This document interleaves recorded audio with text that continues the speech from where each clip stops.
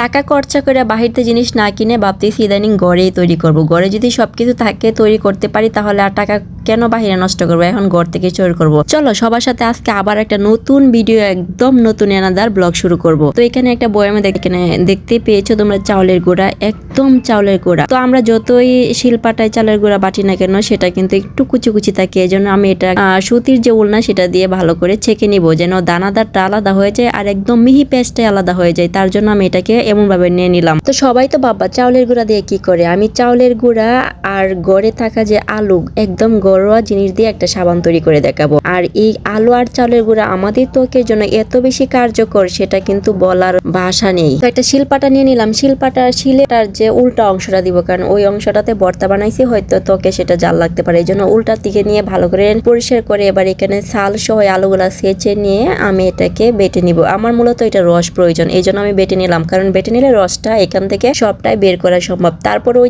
যে উলনা দিয়ে আমি চাউলটা ছেঁকেছিলাম, ওই উলনার মধ্যে আমি ওই আলুর যে পেস্টটা ওইটা দিয়ে সুন্দর করে তারপর হাতে চিপে চিপে রসটা বের করে নেব। আমার মূলত রসটাই দরকার। আর এই শীতে আমাদের জন্য এই সাবানটা এত বেশি উপকারী তা বলার অপেক্ষা রাখে না। অনেক বেশি ড্রাই ত্বক, মুখের যে মেস্তা পড়া, বয়সের চাপ, এগুলা দূর করতে খুবই সাহায্য করে। আর এখানে আমি আরেকটা ইনগ্রেডিয়েন্ট শেয়ার করব, সেটাও ঘরের একদম খাঁটি জিনিস। তো আমি চিপে রসটা বের করে নিলাম, আর অলরেডি কিন্তু দেখতে কি সুন্দর আসছে। আমি একটু হাত দিয়ে না এটা মিশে নিব, এটা কিন্তু অলরেডি ফেস প্যাক হয়ে গেল। এটা যদি তুমি শুধু সপ্তাহে 2 দিন ব্যবহার করো তারপর দেখতে পারবো এর রেজাল্টটা। আর এখানে শুধু সাবাটা পড়ে আছে, তো এটা ফেলে দিলাম। তারপর আমি এখানে ওই যে গোল্ড মিল্ক যে স্যুপ বেসটা সেটাই নিব। আমি গোল্ড মিল্ক স্যুপ বেস দিয়ে সাবানটা তৈরি করি, এটা ছাগলের দুধ দ্বারা তৈরি, এটাও অনেক বেশি ভালো আমাদের ত্বকের জন্য। তো তোমরা যদি এই গোল্ড মিল্ক স্যুপ না পাও তাহলে তোমরা গ্লিসারিন যুক্ত সাবান অথবা বাজার থেকে পিয়ার সাবান কিনে নিয়ে আসবা। সোপের পরিবর্তে মূলত গ্লিসারিন যুক্ত সাবান হলেই হবে তোমার সাবান তৈরিতে। তারপরে যে পানি গরম আগে থেকে করে নিয়ে একটা স্টিলের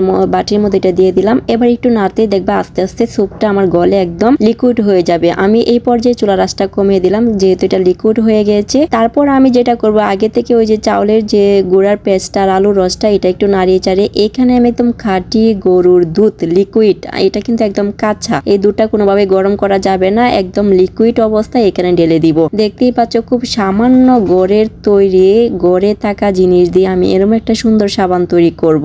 আর এবং গরম থাকা অবস্থায় এবার এটার মধ্যে সব উপকরণ ঢেলে দিয়ে 1 মিনিটের মতো নাড়িয়ে চাড়িয়ে নিব, জাস্ট 1 মিনিট, তাহলেই হয়ে যাবে। আর কোনো কাজ শেষ নাই, ঝামেলা শেষ। এবার চুলাটা অফ করে আমি ওই আগের বাটিতে তেল ব্রাশ করে এবার পুরাটাই ঢেলে দিব। এটা দিয়ে 2টা সাবান হবে মেবি, আমার যেহেতু বাটি একটা, জন্য আমি একটাই ঢেলে নিব, পুরোটাই দিয়ে দিলাম। রুম টেম্পারেচার একটা জায়গাতে 2 থেকে 3 ঘন্টা বা 2.5 ঘন্টার মধ্যে এটা রেখে দিব, তারপর এটা একদম জমে যাবে। তো এত টাকা খরচ করে বাজার থেকে একটা সাবান না কিনে তুমি সামান্য করে জিনিস দিয়ে এরকম সুন্দর সাবান তৈরি করতে পারো, আর সেটা ত্বকের জন্য কত যে উপকারী।